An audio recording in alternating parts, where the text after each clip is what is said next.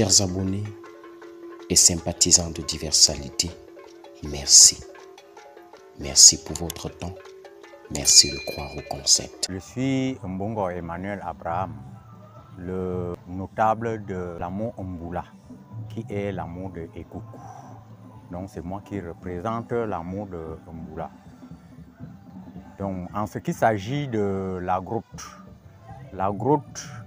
que nous sommes partis visiter s'appelle Akokbembamba, c'est-à-dire la grotte de nos ancêtres. Oh oui. Et on a un peu donné un autre nom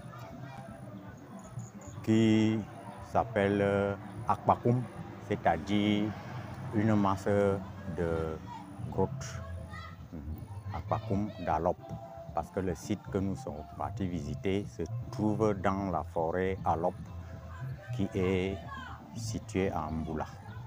Ok. Bon, c'est l'histoire de cette grotte. Pendant quand nos ancêtres vivaient, à la Première Guerre mondiale, Deuxième Guerre mondiale, ils se réfugiaient là-bas pour fuir la guerre. Et ils connaissaient les rites pour que l'ennemi ne les découvre pas.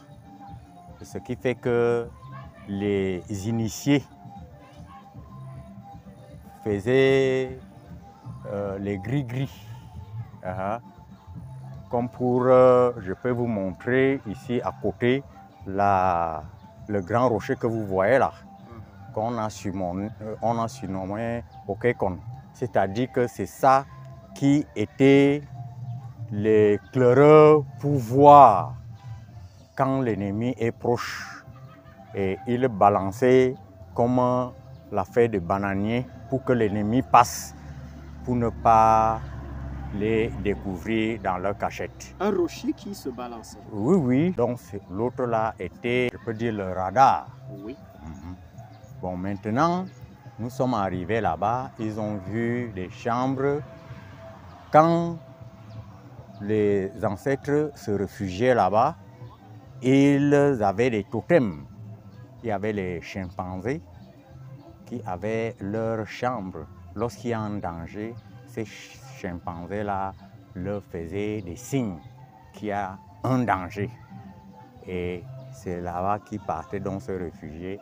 Il y a les chambres, pas que il y a les chambres pour, qui faisaient habitat aux animaux totems et les chambres pour les humains qui partaient en refuge là-bas.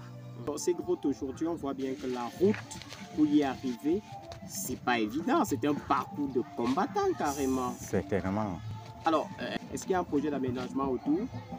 L'homme de Mboula est encore naïf et nous sollicitons le secours des uns et des autres. On avait d'abord présenté ce problème à la Journée internationale du tourisme, oui, en 2022, que si on peut nous aider pour que le chemin soit viable et pour que le site soit valorisé.